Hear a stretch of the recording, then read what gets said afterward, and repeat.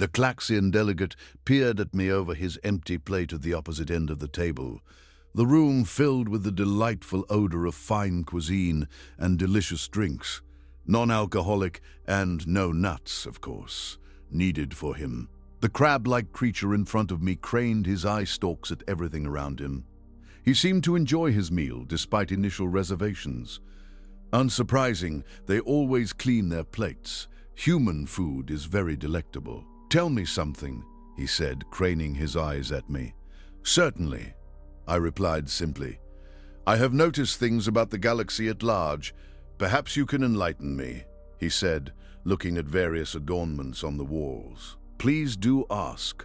We have already taken care of business. It's time for relaxation." I waved a hand and my waiter, a large, burly lizard-like creature, took my empty plate away. "Why are these human creatures everywhere? Why do they control seemingly everything?" he asked. "Ha! They always ask this one," I said loudly with a smile. "Pardon?" He looked offended. "Newcomers always ask why humans control everything. It can all be boiled down to one factor in their history. That's why they have all the ships. It's why they have all the planets. It's why they make all the laws. It's because of one simple thing," I said and smiled. "And that is, they didn't get the memo," I replied with a chuckle. He looked at me, bewildered. Allow me to indulge your curiosity with a history lesson. It's been about 100 cycles since humanity came to the galactic stage," I said. He nearly fell out of his chair.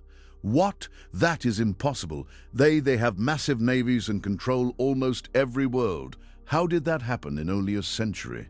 "Simple. They never got the memo. Or at least, they decided to ignore it." "Do you know the basics of logistics in space travel?" I asked, carefully placing my blue hand on a datapad. "Of course.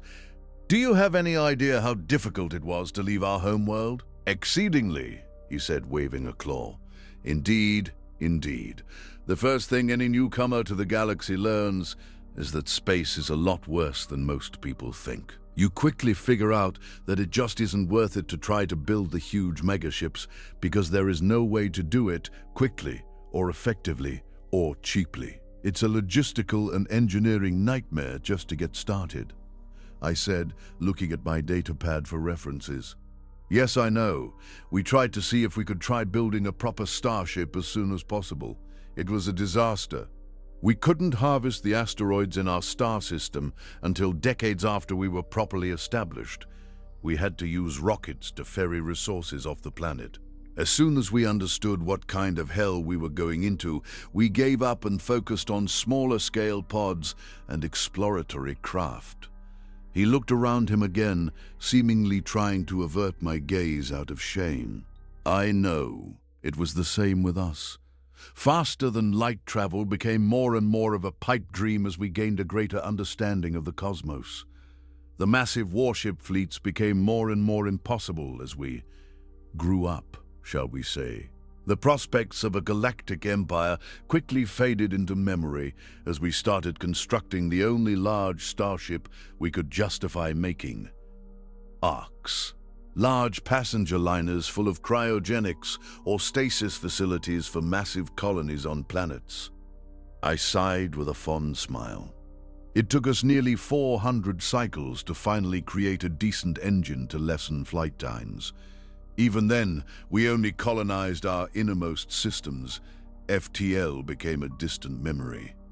He said with a somber tone. "Humans, of course, didn't get the memo. They figured out a system that uses gravitational force to essentially fling themselves around the universe. It's a lot more complex than it sounds, and they have since figured out a way to do it artificially, but still," I said, gauging his reaction. He stared at me blankly. "Humans have FTL?" Initially, the pipe dream of FTL travel dawned on them like it did most of us. Unlike us, however, they didn't take the hit like a hammer to the cranium. They refused to tolerate this and figured out how to use the gravity of their 4 gas giants as a sort of sling to fling themselves around. After they figured this out, their wormhole generators followed suit within a few decades, I said, using my datapad to display a schematic hologram for him. They did what now? He exclaimed in shock. Yes, FTL travel in the form of temporary gravity-powered wormholes. Their FTL engines use an artificial gravity generator to create small rips in space-time to essentially teleport themselves around. It has its limitations, of course, but it works beautifully, I replied with a smirk. By the matriarch, he said, still shocked. It's the same for basically anyone. As far as we can tell from historical archives, it's always been the same, until humans showed up. Before humans, all of civilization found this one hurdle too severe to overcome and simply just flowed with the river, so to speak. See? I said, and helpfully displayed an archive page for him to read. We chatted a bit about galactic history, BH, or before humans, how the concept of FTL failed to take hold in almost every civilization in history. Empires covered thousands of worlds, but every world had its own governance, its own empire, its own territory. Even worlds in the same star system could develop vastly differently from each other, and wars between the same species were fought with hypermissiles or massive rockets. How entire civilizations wiped themselves out one way or another because they couldn't get off their planets, or they did but killed each other because they couldn't communicate properly. The only civilizations that survived were those that understood the concept of unity, but also understood that when apart for long enough, people change. If these changes are not accepted, they are one step closer to extinction.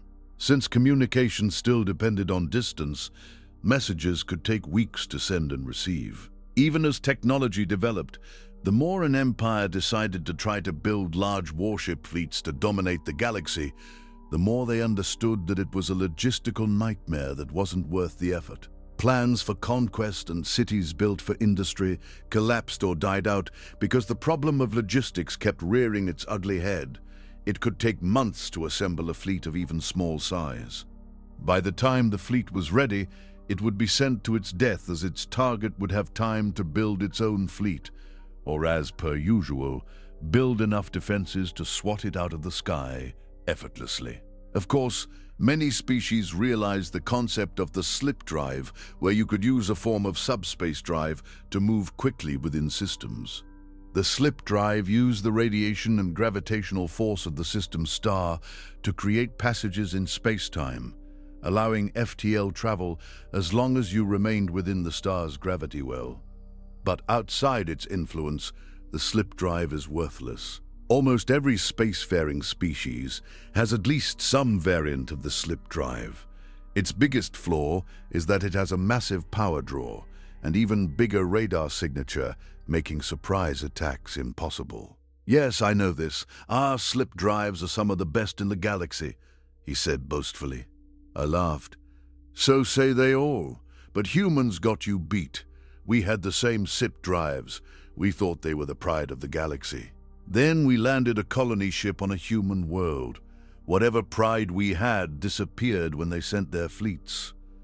Okay, I get it. That still doesn't explain why humans run the galaxy.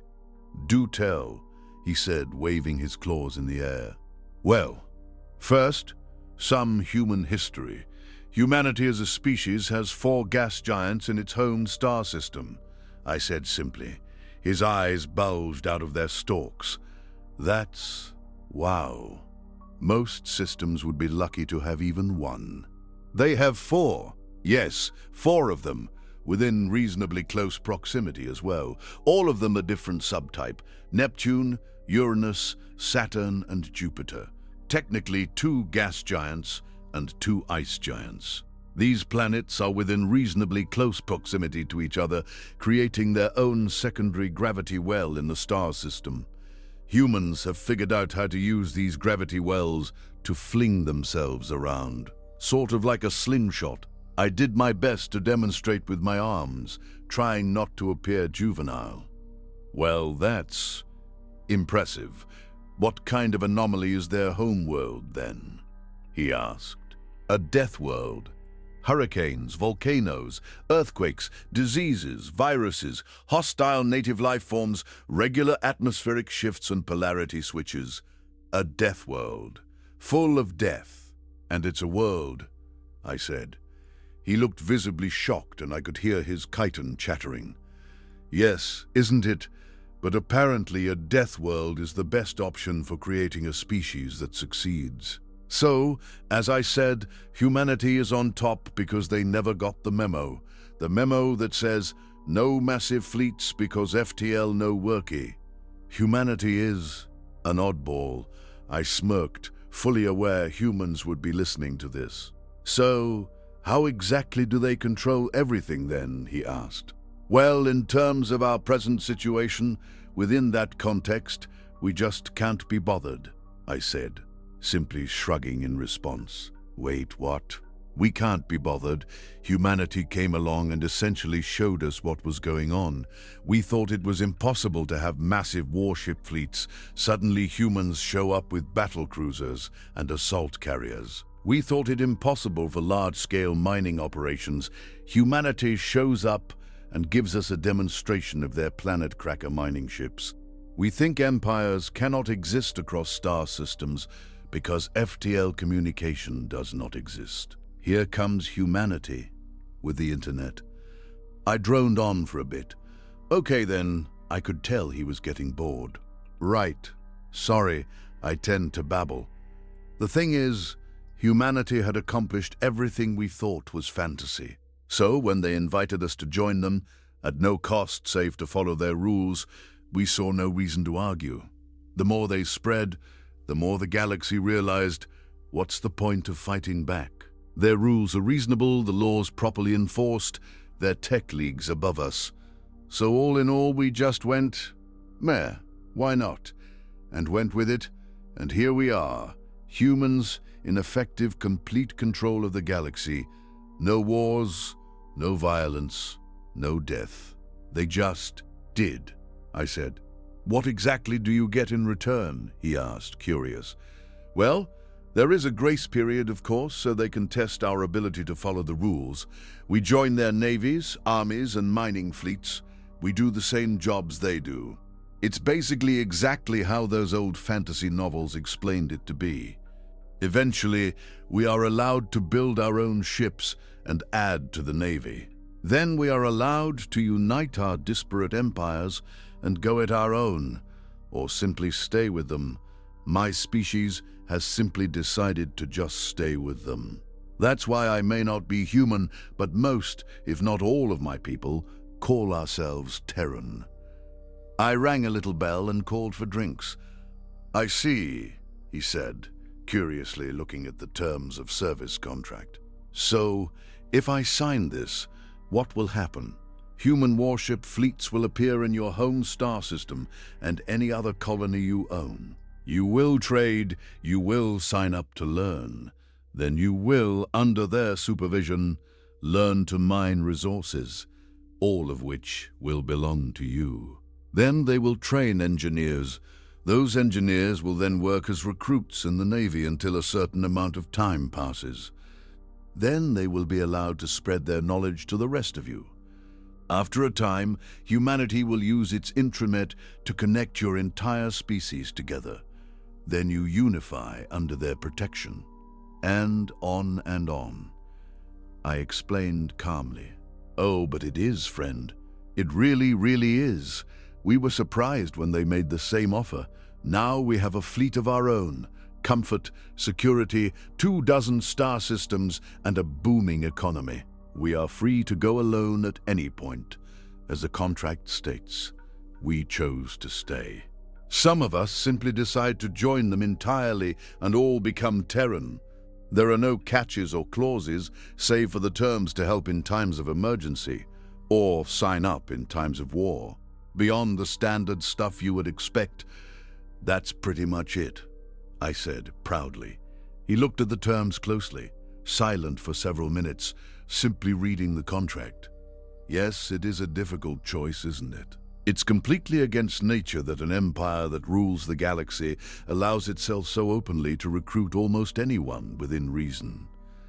It matters not what species, they will offer this to everyone. All you have to do is follow their rules, which are entirely reasonable. Most species would wholeheartedly agree with all of them. They are happy to make concessions for those you don't agree with, again within reason. There are absolutes they will fight you over, but they seem to have an unparalleled ability to reason with people, I explained. He looked at me, then back at the contract, then again at me, seemingly attempting to make sense of what reality was. He used a claw, reached behind him, and let out a yelp as he pinched himself. He looked around, shivering a bit, then without any further words, signed it and held up a glass of juice in a toast to the future. And a bright one it is, I replied in kind, and downed my wine glass.